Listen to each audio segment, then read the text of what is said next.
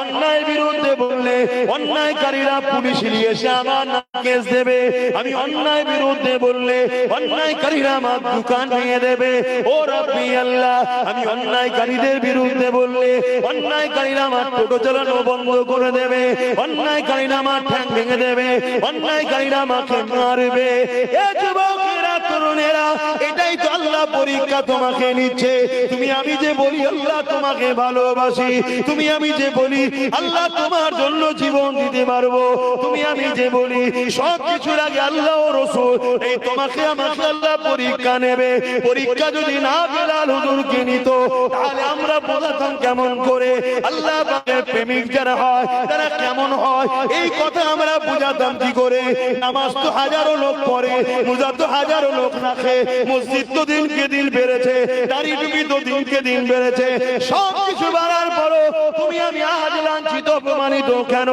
একটাই কারণ, যেটা সহজ কাজ ওখানে আমাদেরকে পাওয়া যায়, কিন্তু জঙ্গলকে পরিষ্কার করার সময় তোমাকে আমাকে পাওয়া যায় না।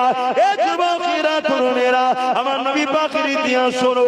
আল্লাহ নবী নূহ নবী, দয়ার নবী 40 বছর বয়স যখন হলো, নবী আমার মুহাম্মদ এলান করলে আনা মুহাম্মদ রাসূলুল্লাহ। দুনিয়া জালিমরা আমার নবী পাকের বিরুদ্ধে লেগে গেল। আমার নবী পাক কি করেছিল? তাদের বিরুদ্ধে সংগ্রাম করেছে, তাদের বিরুদ্ধে লড়াই করেছে। কেন লড়াই করেছে? আল্লাহ জমিনের উপরে অন্যায়কে বন্ধ করতে হবে, আল্লাহ জমিনের উপরে অত্যাচার বন্ধ করতে হবে, আল্লাহ সৃষ্টিকে বাঁচাতে হবে। এই লড়াই রাসূলুল্লাহ করতে লেগেছে। এই লড়াই রাসূলুল্লাহ দান্দা মুবারক শহীদ হয়েছে। এই লড়াই রাসূলুল্লাহ শরীরে খুন পর্যন্ত ঝরেছে। এই লড়াই রাসূলুল্লাহ তায়েফের জমিন অজ্ঞানে পড়েছিল।